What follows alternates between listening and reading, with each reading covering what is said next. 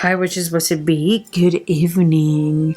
Tonight we're going to be talking about what is Valentine's. What are the origins of Valentine's? And it's a very interesting story behind this amazing holiday, right? That we celebrate nowadays. It has to do with love. It has to do with all this sharing cards and candies and chocolate and gift and flowers. But where does it come from? Where does this holiday comes from? I'm going to tell you a little bit of the history because it's very old and none of us were there, correct? So the original name of the holiday of Valentine's is called Lupercalia, and this was held in Rome, and it was believed that it was a festival in honor of the founders of Rome, which were the two twin brothers, Romulus and Remus, which when they were little, they were nurtured by a she-wolf called Luperca. It's a really cool story behind this legend, behind this folk tale. I suggest for you to check it out, the story of Romulus and Remus, and you will really, really, really like it. So anyways, once a year around the 13th and 15th of February, every year in Rome, there will be a festival called Lupercalia, which will be a festival for purified people, for protecting, for health, and for fertility, right? So what will happen is that the younger priest called Luperci, or Luperci, I don't know how to pronounce them, they will go to this cave, the cave of Lupercal. Sorry, there's a lot of names in here. This priest, around that time of the year in February, will go to the cave and they will sacrifice male goats and one dog. They will sacrifice male goats and one dog, and then they will spread the blood of these animals in their forehead and they will rinse it out with milk. After doing their feast and everything they needed to do to honor whoever they were going to honor, they were ripped pieces, they were tear pieces of the skin of the animals that they will sacrifice, and they were called actually thongs, and they will go around the city striking the girls with this thong, with this piece of skin loaded with blood. Now girls will absolutely welcome this whip. They will welcome it because that will symbolize fertility. So the legend says that on this day, males will draw random names out of a container, out of I don't know, some kind of bottle. They will draw names of the girls of the city, and they were supposed to hook up with these girls. I don't know what they did. The imagination is yours. They're supposed to stay together the entire day. Some say that they were supposed to stay together the entire year as friends or whatnot. Again, imagination is for you. There's some people said that there's a lot of debauchery and sex rights and orgies and all that stuff behind this day.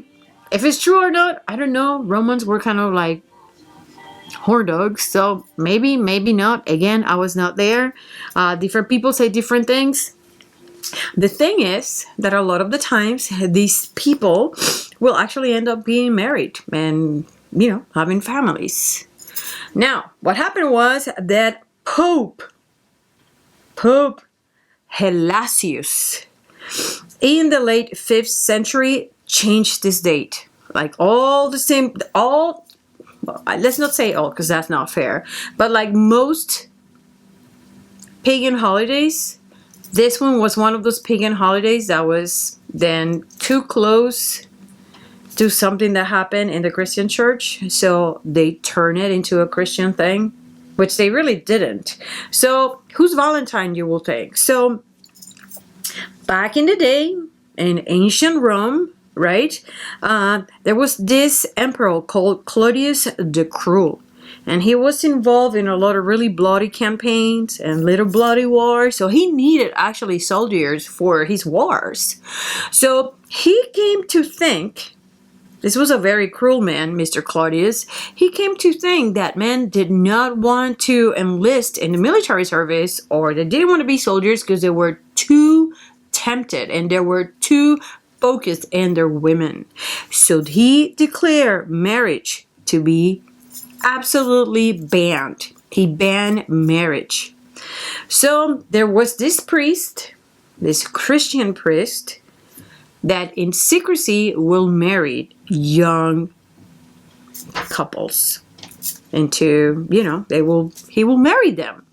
Now, when Claudius the Cruel found out about this, on February 14, gosh, I don't know, somewhere, February 14, 270 AD, Claudius the Cruel ordered Valentine to be beheaded because he was marrying all these people in secrecy and he needed the men for his bloody campaigns.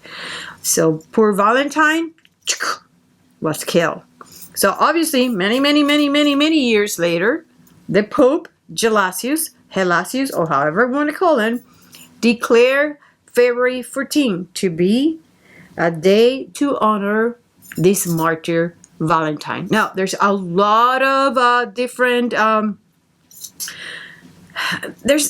story is not very clear who was Valentine, because there's a lot of people called Valentine that are actually Catholic or let's say Christian priests. So we really don't know which one it was. We think this was the guy, and so his name was Valentine. But the truth of the matter is that they tried to make this day in honor of this martyr, to honor his death. But in reality, we still keep celebrating the pagan side of the holiday because we're still celebrating love. And don't tell me, because you guys know, that the people most born in this world are what? Scorpios. Because they are Valentine babies. So still, guys, we're still celebrating this very super pagan holiday nowadays, which is Lupercalia. And behind this holiday, there's a lot of sex, there's a lot of debauchery, there's a lot of pleasure. But you know what? It's part of our animal instinct. We were made to procreate. So hopefully we'll do it in a very responsible way.